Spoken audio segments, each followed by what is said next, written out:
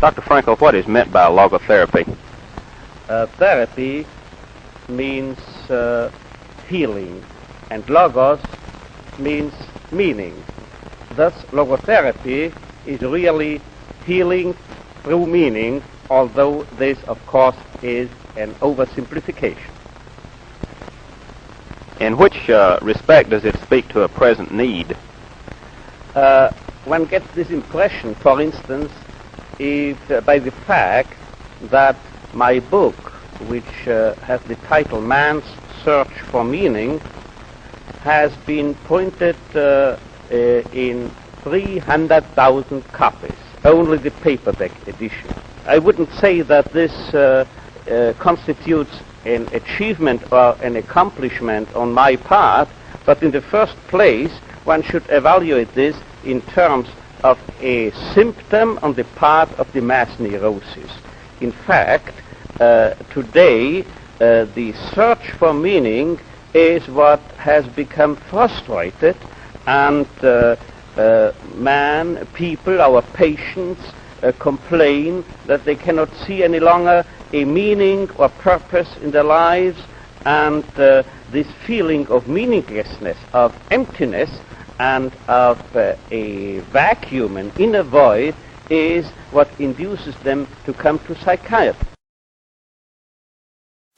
You know what the top category was? 78% of these American youngsters were concerned, as they expressed it themselves, with finding a meaning and purpose in their lives. So this is a realistic view on man. And you know, you won't believe it, gray hair, my age, I started taking flying lessons recently. Do you know what my flying instructor told me? If you are starting here, wish to get here, say east, heading for this, and you have a crosswind, you will drift and you will land here. So you have to do what we pilots call crabbing, he told me, C-R-A-B, crabbing. You have to head for north of this airfield, and you have to fly that way, you see, as if you headed in this direction. If you are heading here above this airfield, then you will actually land here. But if you head for here, you are landing here. This holds also for man, I would say. If we take man as he really is, we make him worse. But if we overestimate him,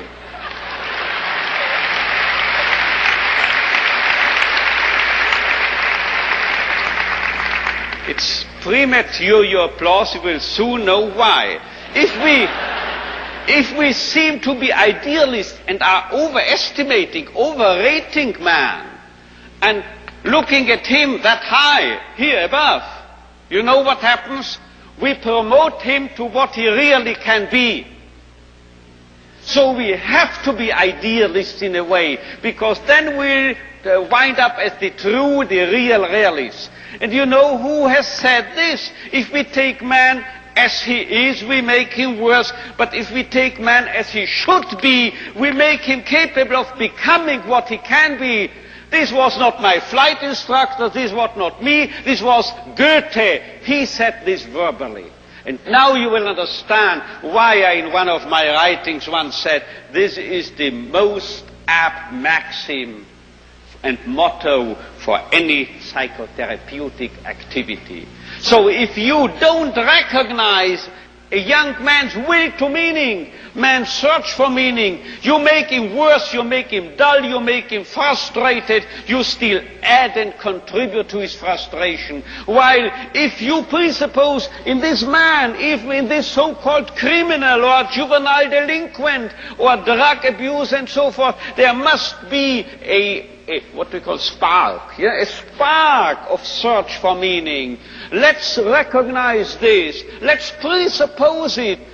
And then you will elicit it from him, and you will make him become what he in principle is capable of becoming. We're going to meet Viktor Frankl, the internationally famous psychiatrist, writer, and lecturer. He deals with the most common ailment of our time, meaninglessness.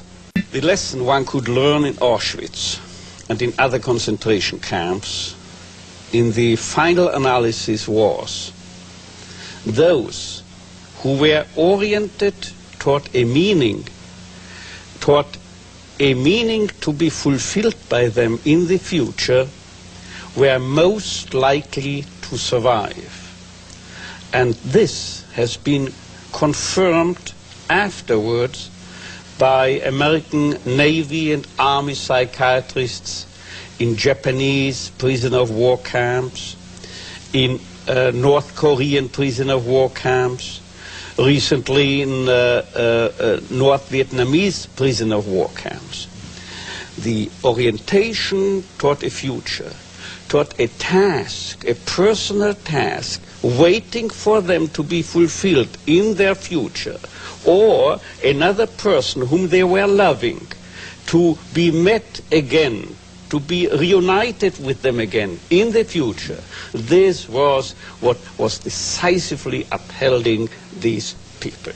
So the orientation beyond oneself, you see, the question was not just survival, but there had to be a why of survival.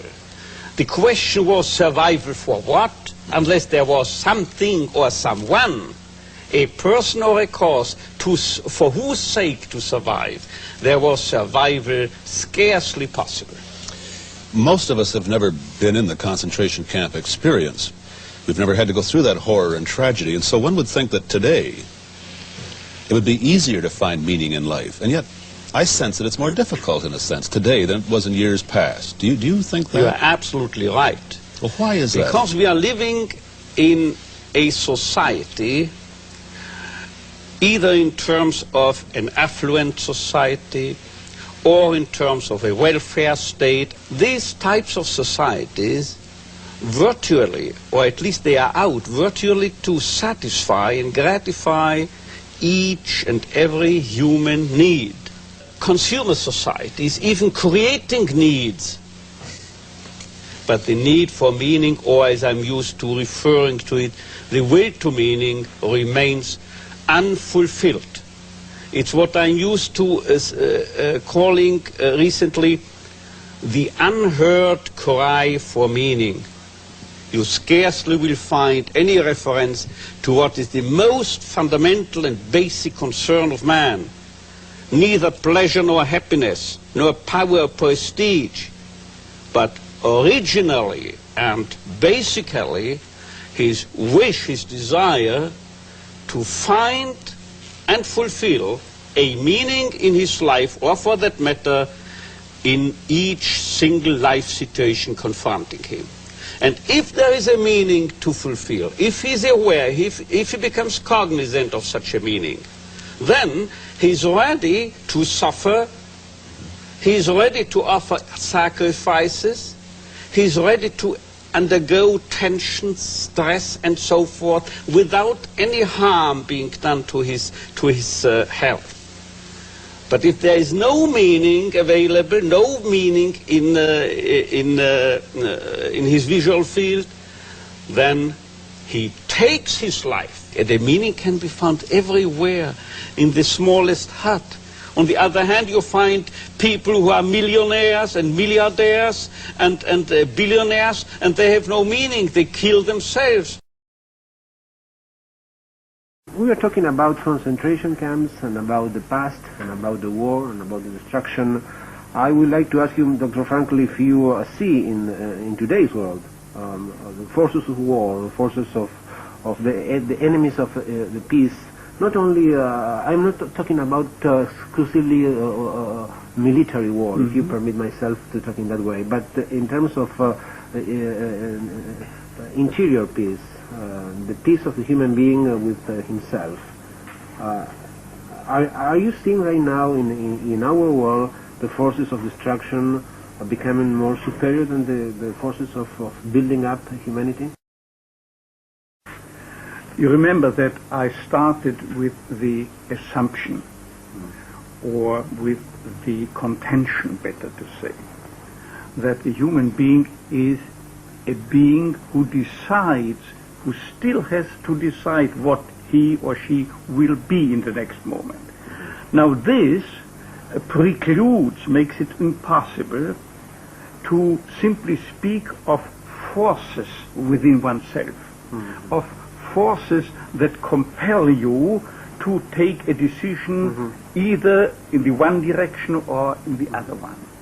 Because if you speak in such a vein, in such a style, you presuppose, or at least, even worse, make the man, the woman who hears, who listens to you, presuppose that we have to succumb such forces. We are slaves. We are the victims. Excuse me, what you are underlining is human responsibility. The freedom, better to say. My good friend, Jerónimo Ángel Acevedo, once formulated in the following way in one of his lectures given here in Argentina. He said, a human being is not the son of his past, but the father of his future. Have I quoted you correctly? That is to say, it's in our hands the power, the freedom, even more, the responsibility to make a decision not in any direction, but in the right direction.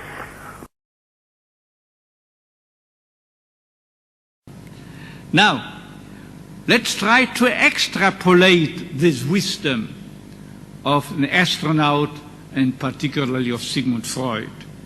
And let's ask ourselves whether perhaps the survival of mankind, and not of single man only, the survival not of single persons, but of humanity as a whole, of whole nations, whether this is only also, perhaps also, dependent on finding a meaning, having a vision of a meaning to fulfill. Isn't it possible that people could be, peoples, better to say, nations could be united not only as the so-called United Nations are by governmental agreements and treatises, but united by mutual, by common endeavors and efforts. Just think of the prevention of another Chernobyl. Just think of the shared efforts to striving for a victory over AIDS. Now, anyway, I would dare to speak of a common will to a common meaning. But to be sure, all this presupposes a sound sense of responsibility, a sound sense and awareness of the fact that freedom, which is so much so central to your constitution, that freedom is always threatened to degenerate unless it is freedom in responsibleness, freedom in full awareness of responsibility. And now you may perhaps understand, hopefully understand, why I so often recommend that the statue, your statue of liberty, be matched, be complemented, be supplemented by a statue of responsibility. Thank you.